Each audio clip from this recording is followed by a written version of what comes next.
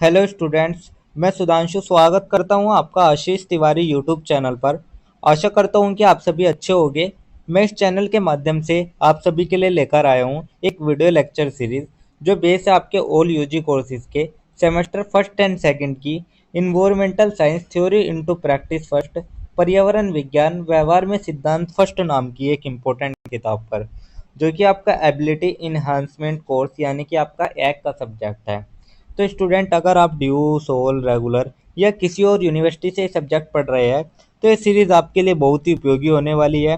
इसमें हम हर चैप्टर को सिंपल भाषा में समझेंगे, इम्पोर्टेंट कॉन्सेप्ट्स को ब्रेक डाउन करेंगे और एग्जाम पॉइंट ऑफ व्यू से भी डिस्कस करेंगे। तो स्टूडेंट, अगर आप DU, SOL, regular, NC web and other किसी के भी सब्जेक्ट को समझना चाहते हैं आसानी से, तो चैनल को सब्सक्राइब कर लीजिएगा, वीडियो को लाइक कर लीजिएगा एंड अपने दोस्तों के साथ शेयर करना ना भूलें। एंड सोल से रिलेटेड डेली अपडेट्स के लिए आप सभी हमारा व्हाट्सएप चैनल फॉलो कर लीजिएगा। तो चलिए शुरू करते हैं। मैं आपका स्वागत करता हूं ऑल यूजी कोर्सेज के फर्स्ट और सेकंड सेमेस्टर की environmental science theory into practice first नाम की इम्पोर्टेंट किताब के चैप्टर नंबर 4 के इस वीडियो लेक्चर में। इससे पहले की वीडियो में हमने चैप्टर नंबर 3 के इम्पोर्टेंट टॉपिक्स डिस्कस किए थे और आज की वीडियो में हम चैप्टर नंबर 4 पारिस्थितिकी तंत्र, प्रकार और सेवाएं के बारे में डिस्कस करेंगे। तो स्टूडेंट, क्या आपने कभी सोचा है कि एक जंगल, एक तालाब और एक रेगिस्तान दिखने में अलग अलग होते हुए भी किस अदृश्य धागे से जुड़े हैं? तो यही जो धागा है, यही हमारा पारिस्थितिकी तंत्र या इकोसिस्टम है। तो स्टूडेंट, आज हम समझेंगे पारिस्थितिकी तंत्र का परिचय, उसके प्रकार, सेवाएं और संरक्षण। तो चलिए इस चैप्टर की जो हम शुरुआत करते हैं वो सबसे पहले हम एक छोटे से परिचय से कर लेते हैं। तो परिचय में हम देखेंगे, आप इमेजिन कीजिए आप एक तालाब के पास बैठे हैं, उसमें मछलियां तैर रही है, बत्तख पानी पर चल रही है, कमल के फूल खिले हैं और नीचे मिट्टी में छोटे छोटे जीव काम कर रहे हैं। तो यही हमारा पारिस्थितिकी तंत्र है। तो परिचय में हम देखेंगे पारिस्थितिकी तंत्र इकोसिस्टम वह प्रणाली है जहाँ जीव, जैविक घटक और उनके पास का वातावरण अर्थात अजैविक घटक, ये दोनों मिलकर परस्पर क्रिया करते हैं। तो यह पारिस्थितिक संबंध जीवन को बनाए रखने में सहायक होता है। तो जो पारिस्थितिकी तंत्र है वो वही तंत्र है जहाँ जैविक घटक यानी कि पौधे, जानवर, सूक्ष्म जीव और जो अजैविक घटक हो गए जैसे कि पानी, मिट्टी, धूप, हवा, ये सभी आपस में जुड़े रहते हैं और जीवन का संतुलन बनाए रखते हैं। वही है हमारा पारिस्थितिकी तंत्र। तो ये तो हमारा एक छोटा सा परिचय हो गया। इसके बाद जो हमारा नेक्स्ट टॉपिक आता है वो हमारा आता है पारिस्थितिकी तंत्र के प्रकार। तो अब हम बात कर लेते हैं जो हमारे पारिस्थितिकी तंत्र है उसके कितने प्रकार है, टाइप्स ऑफ इकोसिस्टम। तो इसमें हमारा जो सबसे पहला प्रकार आता है वो हमारा आता है स्थलीय पारिस्थितिकी तंत्र। तो स्थलीय पारिस्थितिकी तंत्र में हम देखेंगे जिन पारिस्थितिकी तंत्रों की रचना पृथ्वी की भूमि पर होती है उन्हें स्थलीय पारिस्थितिकी तंत्र कहते हैं। तो ये जमीन पर पाए जाने वाले तंत्र हैं, उनको ही हमने स्थलीय पारिस्थितिकी तंत्र कहा है। तो ये कुछ मुख्य प्रकार के होते हैं, तो इनके मुख्य प्रकार देख लेते हैं। जिसमें सबसे पहला था वन पारिस्थितिकी तंत्र। वन आते हैं जो कि जैव विविधता से भरपूर होते हैं। यहाँ पेड़, जानवर, झाड़ियाँ, पक्षी, जीवों की विविधता, ये सभी मौजूद होते हैं। दूसरे आते हैं हमारे घास के मैदान, जहाँ पेड़ कम और घास अधिक होती है, जैसे कि सवाना हो गया। तो सवाना हमारे घास का मैदान हो गया। थर्ड हमारे मरुस्थल आते हैं जहाँ बहुत कम वर्षा, विशेष रूप से अनुकूलित पौधे और जानवर रहते हैं। तो यहाँ विशेष प्रकार के पौधे जैसे कि कैक्टस और जानवर ये जीवित रह सकते हैं। तो यही थे हमारे मुख्य प्रकार स्थलीय पारिस्थितिकी तंत्र के। तो आप स्टूडेंट, आप समझिए जैसे राजस्थान का थार रेगिस्तान और अफ्रीका के सवाना है, तो ये दोनों ही अलग है लेकिन दोनों की जो पारिस्थितिकी तंत्र है वे दोनों ही पारिस्थितिकी तंत्र का एक हिस्सा है। तो ये तो हमारे स्थलीय पारिस्थितिकी तंत्र हो गए। इसके बाद जो हमारा दूसरे आते हैं वे हमारे आते हैं जलीय पारिस्थितिकी तंत्र। तो अब हम जलीय पारिस्थितिकी तंत्र के बारे में बात कर लेते हैं, जिन्हें हम एक्वेटिक इकोसिस्टम भी कहते हैं। जो तंत्र जल में पाए जाते हैं वे जलीय पारिस्थितिकी तंत्र होते हैं। ये भी आपके दो प्रकार के होते हैं। तो जलीय पारिस्थितिकी तंत्र पानी में पाए जाते हैं।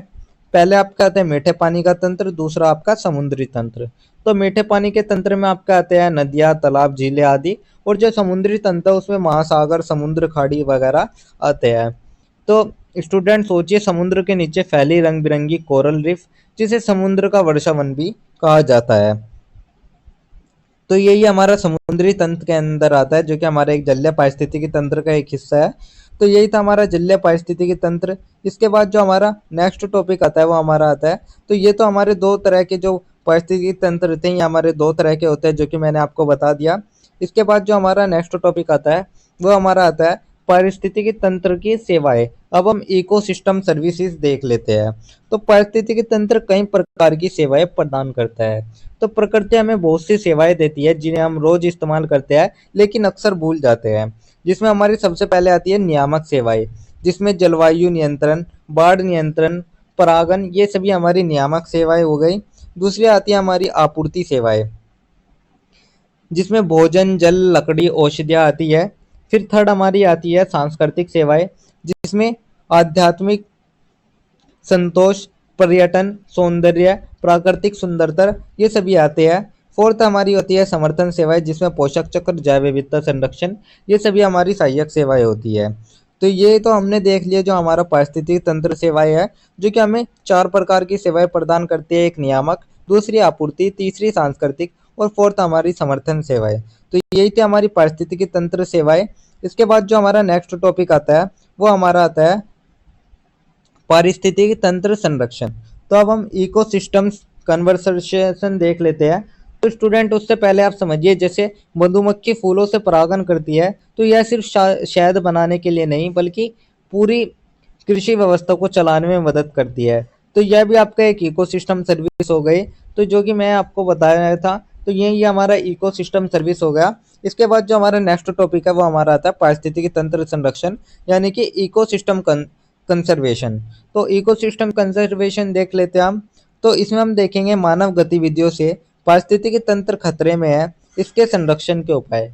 तो जो मानव गतिविधियां है उससे पारिस्थितिकी तंत्र को सबसे ज्यादा खतरा रहा है। इसके संरक्षण के कुछ उपाय भी है, जैसे कि जैव विविधता का संरक्षण, प्राकृतिक संसाधनों का सतत उपयोग, साथ ही पुनर्स्थापन और पुनर्नवीकरण, जैसे कि वृक्षारोपण हो गया। फिर आता है हमारा जन जागरूकता और पर्यावरण शिक्षा।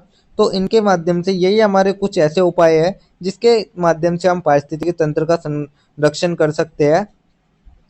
तो यही था हमारा पारिस्थितिकी तंत्र संरक्षण। इसके बाद जो हमारा नेक्स्ट टॉपिक आता है वो हमारा एक छोटा सा निष्कर्ष आता है। तो अब हम उससे पहले हम बात कर लेते हैं। सोचिए स्टूडेंट, अगर एक गांव का तालाब सूख जाए तो सिर्फ पानी नहीं जाता, मछलियां भी मर जाती है, पक्षी भी गायब हो जाते हैं और गांव की संस्कृति भी टूट जाती है। इसलिए जो संरक्षण है वो इसलिए ही हमारा बेहद जरूरी माना जाता है। तो अब जो हमारा नेक्स्ट टॉपिक आता है वो हमारा एक छोटा सा सारांश या आप एक छोटा सा निष्कर्ष कहते हैं। तो छोटा सा कंक्लूजन हम पूरे चैप्टर का देख लेते हैं। तो निष्कर्ष में हम देखेंगे पारिस्थितिकी तंत्र जीवन का आधार है। इसके प्रकार और सेवाओं को समझकर ही हम पर्यावरण को बचा सकते हैं। तो जो पारिस्थितिकी तंत्र है वही हमारे जीवन का आधार है। इनके प्रकार और सेवा को समझकर ही हम पर्यावरण को बचा सकते हैं। संरक्षण आवश्यक है ताकि भविष्य की पीढ़ियों को भी प्राकृतिक ये सुविधाएं मिल सके। तो अगर हम संरक्षण नहीं करेंगे तो जो आने वाली जो पीढ़ियां है वो इन प्राकृतिक उपहारों से वंचित रह जाएगी। तो स्टूडेंट आप सभी याद रखिए, प्रकृति हमें सब कुछ देती है लेकिन अगर हमने उसका संतुलन बिगाड़ा तो यह हमें नुकसान हमें ही झेलना होगा। तो आइए मिलकर अपने पारिस्थितिकी तंत्र को हम बचाते हैं। तो यही था हमारा एक छोटा सा सारांश, जिसके साथ हमारा जो चैप्टर नंबर 8 है वो हमारा कंप्लीट होता है। तो यही था हमारा फोर्थ चैप्टर, जिसके इंपॉर्टेंट टॉपिक्स मैंने आपको शॉर्ट्स में एक्सप्लेन कर दिए हैं। एंड अगर किसी स्टूडेंट को ये पीडीएफ या ये नोट्स चाहिए होंगे तो आप सभी हमारा टेलीग्राम चैनल को ज्वाइन कर लीजिएगा। वहाँ आपको ये पीडीएफ या नोट्स मिल जाएंगे। एंड अगर किसी भी स्टूडेंट का किसी भी तरह का कोई डाउट या किसी भी तरह की कोई क्वेरी रहती है सोल से रिलेटेड या चैप्टर वाइज वीडियो लेक्चर से रिलेटेड, तो आप सभी हमारे कमेंट सेक्शन में या फिर हमारे इंस्टा पेज को फॉलो करके भी पूछ सकते हैं। एंड डेली अपडेट्स के लिए आप सभी हमारा व्हाट्सअप चैनल जरूर लिंक कर लीजिएगा, जहाँ हम सोल से रिलेटेड सभी डेली अपडेट्स आपको प्रोवाइड करते हैं। और अगर आपको ये लेक्चर उपयोगी लगता है तो आप वीडियो को लाइक कर लीजिएगा, चैनल को सब्सक्राइब कर लीजिएगा और अपने दोस्तों के साथ शेयर करना ना भूलें। एंड अगर आपको लेक्चर उपयोगी लगा तो वीडियो को लाइक कर लीजिएगा और अगले अध्याय के लिए तैयार रहिएगा, जहां हम बात करेंगे हमारे चैप्टर नंबर 5 प्राकृतिक संसाधन, यानी कि जो हमारा भूमि संसाधन है प्राकृतिक संसाधन का, उसके बारे में हम डिस्कस करेंगे।